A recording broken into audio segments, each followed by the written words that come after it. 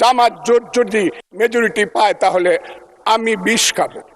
যতদিন royal Bengal tiger থাকবে, মুক্তিযোদ্ধা জিতবে, রাজাকার কোনোদিন এদেশে জয়লাভ করতে পারবে না। এবার জামাত নেতারা এক একটা রাজাকার। জামাত নিষিদ্ধের দাবি বিএনপি নেতা ফজলুর রহমানের। জামাত নেতারা এক একটা রাজাকার। জামাতকে নিষিদ্ধ করার জোরালো দাবি জানিয়েছেন ফজলুর রহমান। রাজনৈতিক অঙ্গনে ব্যাপক আলোড়ন সৃষ্টি করেছেন তিনি। একেবারে স্পষ্ট ভাষায় বলেছেন জামাত নেতারা এক একটা রাজাকার। ফজলুর রহমান বলেন, জামাত ইসলামী নেতারা 1971 সালে মুক্তিযুদ্ধের সময় পাকিস্তানি সেনাবাহিনীর পক্ষে কোলাবরেশন করে কাজ করেছিল। তারা রাজাকার বাহিনীতে যোগ দিয়ে বাংলাদেশের স্বাধীনতার বিরুদ্ধে লড়াই করেছে।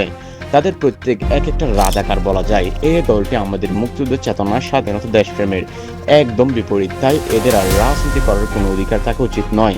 তিনি আরো বলেন, এখন সময় এসেছে জামাতকে সম্পূর্ণভাবে নিষিদ্ধ করার। যারা দেশের স্বাধীনতা শত্রু ছিল, যারা মুক্তিযুদ্ধের বিরুদ্ধে অস্ত্র ধরেছিল, তাদের এই স্বাধীন বাংলাদেশে কোনো জায়গা দেওয়া হবে না। রাজাকারদের এই দেশে ঠাঁই হবে না। জামাত নিষিদ্ধ করা এখন জাতীয় প্রয়োজন হয়ে দাঁড়িয়েছে। আর এই শক্তিশালী বক্তব্য রাজনৈতিক মহলে তীব্র আলোচনা ও সমালোচনা জন্ম দিয়েছে। অনেকে ফজলুর রহমানকে সাহস স্পষ্টবাদী নেতা বলে প্রশংসা করেছেন, আবার কেউ কেউ মনে করছেন এটা তার রাজনৈতিক কৌশলও হতে পারে। সামাজিক যোগাযোগ মাধ্যমে নেটিজনরা এই নিয়ে খুব বেশি তর্ক বিতর্ক করছেন। কেউ বলছেন জামাতকে নিষিদ্ধ করা উচিত, আবার কেউ বলছেন এই দাবি আরও জোরদার করা দরকার। ফজলুর রহমানের এই দাবি শেষ পর্যন্ত কতটা বাস্তবায়িত হয় এবং দেশের রাজনীতি কি নতুন পরিস্থিতি তৈরি হয় তা এখন শুধুমাত্র সময় বলে দিবে।